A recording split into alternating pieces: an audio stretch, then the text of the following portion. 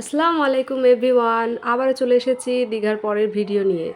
আগের ভিডিওতে তোমরা দেখেছো যে আমরা দুপুরের খাওয়া দাওয়া করে সবাই রুমে এসে একটু রেস্ট করে নিয়েছি। তারপর আবার বিকেলবেলা সবাই আবার রেডি হয়ে বেরিয়ে পড়েছি। আমরা ওল্ড দীঘার দিকে যাব। আমরা নিউ দীঘায় রুমটা নিয়েছিলাম কারণ এখানে সমুদ্রের ঢেউটা অনেকটা বেশি আর এখানেই সবাই স্নান করে বেশিরভাগ। তাই আমরা নিউ দীঘাতে রুম নিয়েছি আর এখান থেকে এখন সন্ধ্যাবেলা যাব আমরা ওল্ড দীঘার বিচের ওখানে। ওখানে অনেক ভালো মেলা বসে ওল্ড দীঘায়, নিউ দীঘার থেকেও বেশি বসে। তাই রেডি হয়ে দেখো আমরা বেরিয়ে পড়েছি, দুটো গাড়িতে আমরা উঠে পড়ছি। এবার যাব ওল্ড দীঘার উদ্দেশ্যে। তো চলো যাওয়া যাক। দেখো গাড়িতে উঠে পড়েছি। এখান থেকে মোটামুটি ওই 10 মিনিট মতো লাগবে।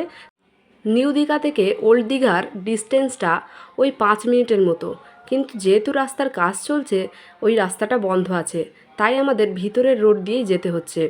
আর এখানে এই টাইমে জগন্নাথ মন্দিরের ওপেনিংও আছে, তাই রাস্তা বন্ধ আছে। আর 30 তারিখ থেকে তো পুরো রোডটাই বন্ধ থাকবে, কারণ ওই দিন ওপেনিং আছে। এদিকে দেখো আমরা চলে এসেছি ওল্ড দীঘার বিচের এখানে। এখানে আমাদের দুটো গাড়ি পার্কিং করে দিয়েছি। সানায়া ওর পাপার সাথে কেমন হাত ধরে হাঁটছে দেখেছো তো? আমার মেয়েটা অনেকটা বড় হয়ে গেছে। দেখো আমরা বিচের কাছাকাছি চলে এসেছি। আর এই টাইমে সমুদ্রের ঢেউটা এতটাই আসে, দেখতে যে কি ভালো লাগে তোমাদের কি বলবো।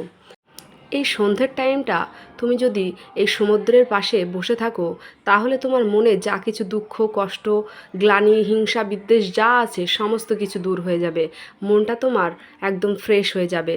দেখো সমুদ্রের ঢেউ কত সুন্দর, সমুদ্রের ঢেউগুলো কত সুন্দরভাবে আছড়ে পড়ছে এই পাথরের গায়ে, দেখলে মনটা ফ্রেশ হয়ে যায়।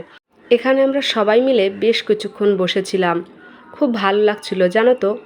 আর এখানটাই ওই বাচ্চাদের কারগুলো ছিল, যেটাতে আমার সানায়া আর রানী উঠেছিল। দুজন উঠলে 150 টাকা আর একজন 100 টাকা। আমার সানায়া উঠবে বলে খুবই জ্বালাতন করছিল, তাই ওকেও তুলে দিলাম। দেখো আমার সানায়া একটুও ভয় করছে না।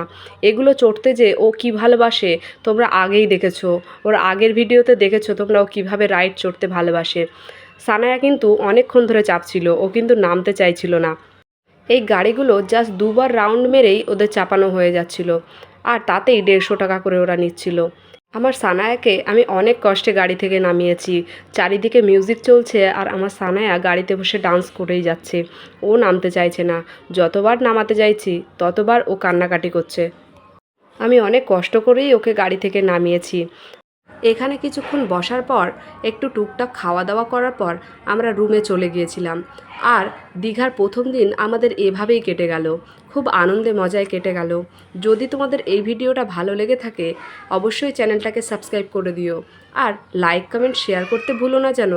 সবাই পাশে থেকো, ভালো থেকো, সুস্থ থেকো।